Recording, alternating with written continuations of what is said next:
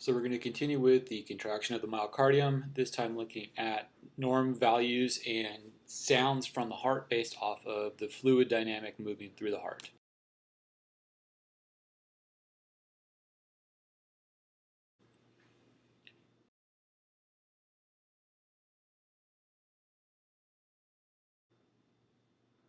So when we talk about heart sounds, we basically have four real sounds that we're going to talk about.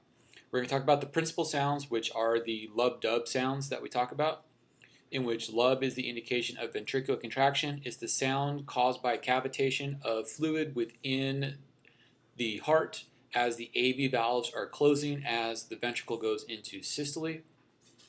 The dub is the secondary sound that we see. It's the indication of ventricular relaxation. Once again, it's due to cavitation off of the semilunar valves as the semilunar valves close during the relaxation of the ventricle. All of the heart sounds that we're going to listen to here are all due to what are referred to as cavitations. That's where the fluid flow is no longer laminar, it's flipping back on itself, and what we're hearing is we're hearing that flipping sound onto itself. Now sometimes the valves don't close all the way. When the valves don't close all the way, what we end up hearing is what's referred to as a murmur. A murmur is where there's increased turbulence within the cavitations. Now, murmurs can be pathological and non-pathological. A good portion of the population is walking around with murmurs at any point of time. However, if the murmur is consistent and if the murmur has distinct sound waves within the murmur, then we have to worry about pathology. The other heart sound that we always have to worry about pathology on is what's referred to as the gallops. The gallops are irregular sounds that are an indication of hypertrophication of the ventricles, which is going to cause for non-unison contractions of the ventricle, leading to secondary and tertiary contractions of the ventricles. These gallops we see with left ventricular hypertrophication, which we'll talk about when we talk about the changes of the heart due to Frank-Starling adaptations.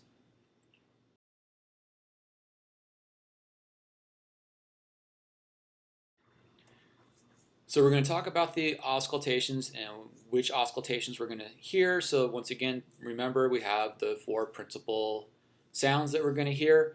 And so let's take a look at where we're going to listen for these sounds and then what would a normal S1, S2 lub-dub sound like, and then what would a murmur sound like.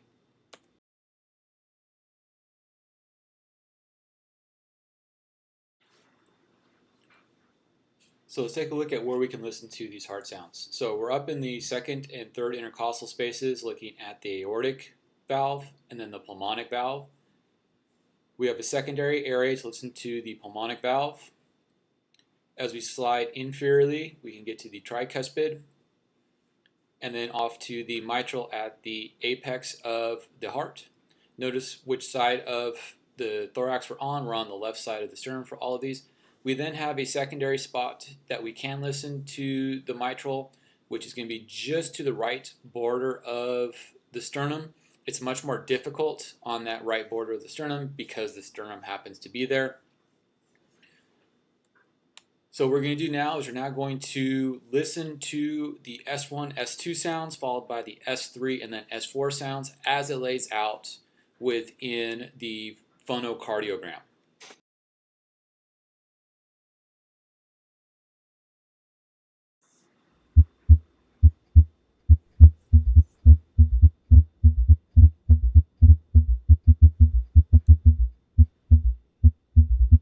So here's S1, S2.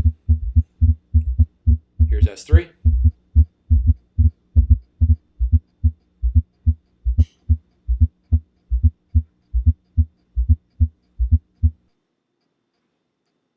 And then coming up here is going to be S4.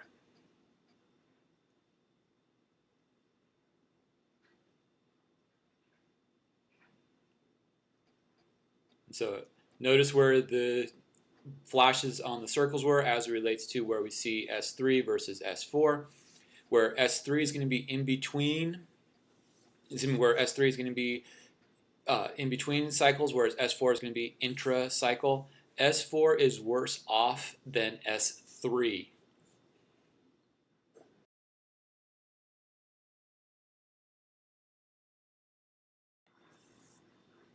In terms of the timing of contraction, we remember that the SA is going to be firing within about 300 milliseconds, and we have a full cycle taking place every 900 to 1200 milliseconds, 0.9 to 1.2 seconds, which gives us our adult average.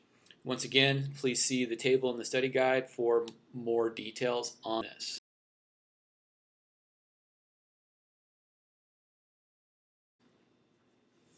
Heart rate is highly variable.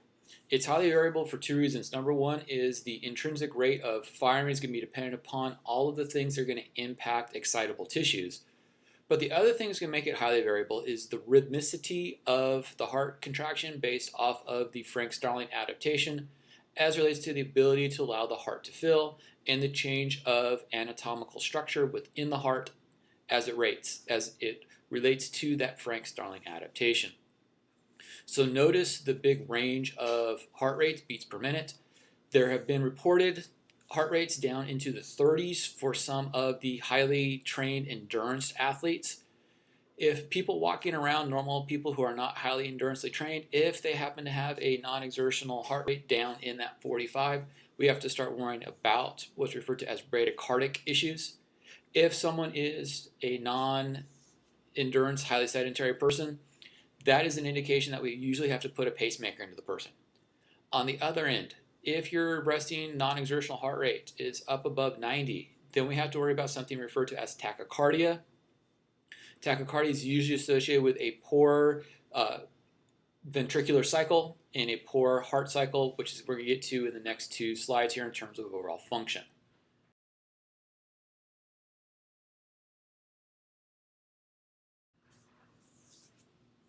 One of the things we look at in terms of how the heart is cycling is the stroke volume. The stroke volume is the amount of blood moved within each contraction. So remember the video where we saw the bulging of the vessels as the heart contracted? That is the indication of stroke volume. Stroke volume mathematically is the difference between what fills the heart in diastolic volume and what exits the heart. So what's left at the end of the heart contraction? The end systolic volume. We norm it out to be about 70 milliliters per beat. Now, there's another way that we can look at this heart rate and this stroke volume relationship, and that's with what's referred to as cardiac output.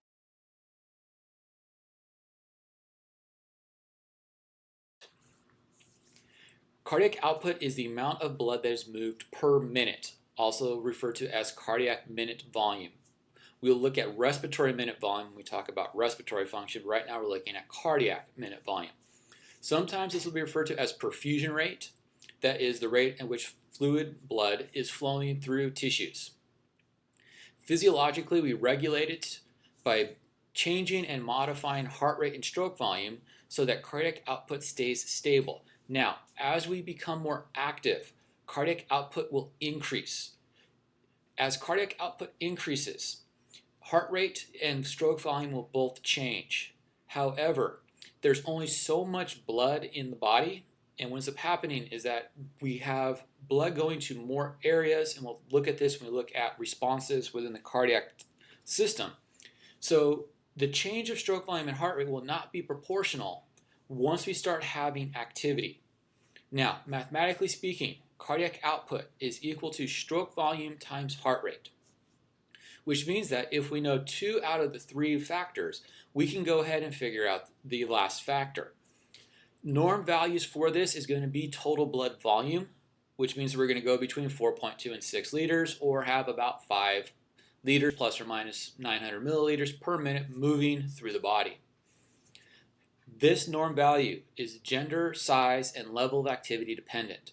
The more erythrocytes that an individual has, the greater plasma volume and total blood volume they have, which means that they're going to have a greater cardiac output.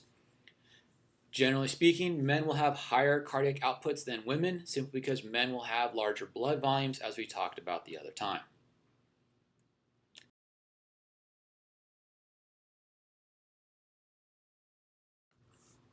So I'm going to ask you right now to pause the video and attempt to go ahead and calculate out the missing value knowing what we know. So for the first one, we know we have a heart rate of 100 beats per minute, and we know we have a cardiac output of 5 liters per minute. So what we have to do is we have to figure out the missing factor, and the missing factor would be stroke volume. And so since I know that cardiac output equals heart rate times stroke volume, I simply have to divide cardiac output, 5 liters, by heart rate, 100 beats per minute, in order to give me my cardiac output, which would be 5,000 divided by 100, which would give me a cardiac output of 50 milliliters per beat.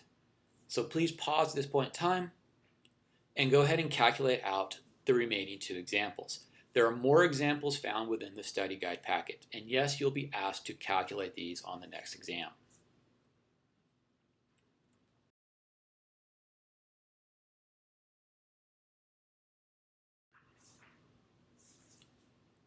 The other thing that we can go ahead and calculate out is what's known as ejection fraction.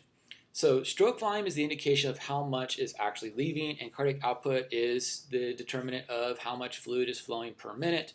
But the other thing we have to do is we have to look at how well is the heart actually functioning, and that's what's referred to as the ejection fraction.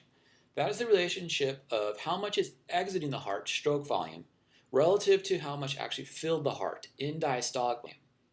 It is represented as a percentage, in which we have to make sure that we have values that are at least 55%. Once we get to 80%, we have an indicator of having high efficiency. Now, in most efficiencies, we want to get all the way up to 100. The problem is that the way in which the heart functions is that we will never get to 100 in terms of the value. Now, in the examples here in a second, I'm going to show you one, we're going to walk through one where we get 100, but it's simply there just for mathematical purposes. The ejection fraction is going to be dependent upon a couple of factors, mainly how much resistance is out in the periphery, that is how much fluid pressure does the heart have to pump against in order to pump out. As pressure outside the heart increases, the ability for the heart to pump fluid out diminishes. This is where we start having to worry about congestive heart failures due to hypertensive issues, where the ejection fraction starts to drop below 50%. Once we get below 50%, then we have to start worrying about heart health issues.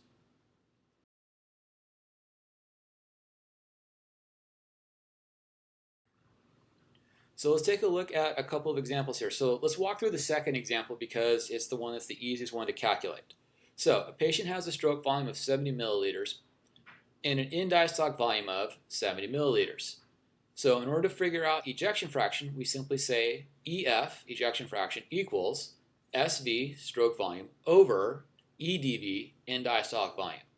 So we end up having a ejection fraction that is 70 over 70, or 100%.